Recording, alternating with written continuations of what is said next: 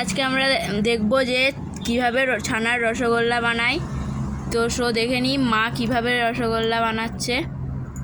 প্রথমে দেখো এইভাবে ছানাটাকে পুরো জল শুকনো করে নিয়ে নিয়েছে। এবার এটাকে ভালো করে মেখে নিচ্ছে।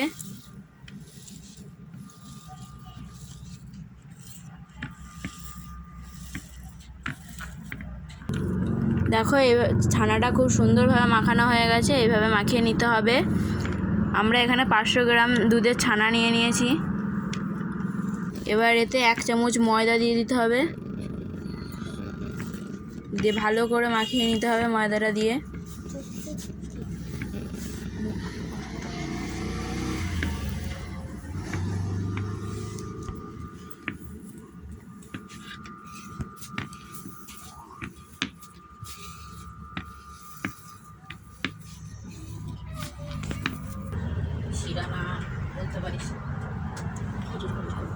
দেখো আমরা কড়াইটা গরম করে নিয়েছি। এবার এখানে মিষ্টির রস বানিয়ে নেব।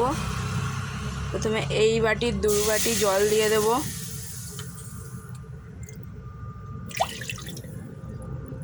এবার এই বাটিরই 1 বাটি চিনি দিয়ে দেবো। দেখো চিনিটা দিয়ে দিয়েছি। এবার এটাকে ভালোভাবে ঘাঁটতে হবে।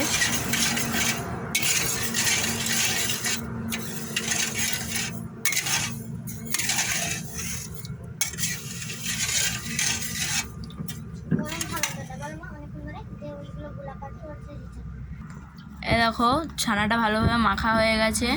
এবার এটাকে ছোট ছোট গোল করে নেবে। দেখো গোলও করতে শুরু করে দিয়েছে। দেখো চিনিটা পুরো গলে গেছে আর কত সুন্দর ফুটছে রসটা।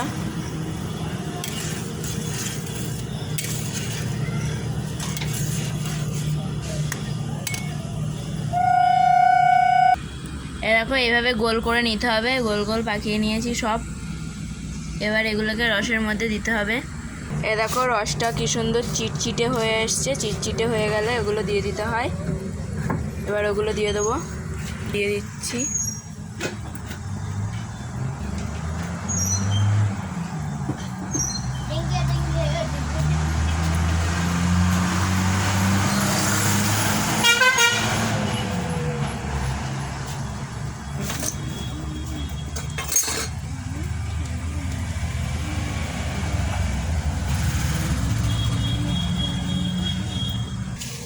দেখো এটা পুরো হয়ে গেছে, নামিয়ে দিয়েছি।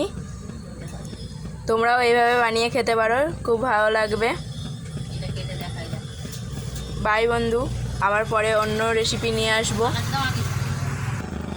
দেখো এইভাবে বানিয়েছি। এটাকে কেটে দেখো কত সুন্দর হয়েছে।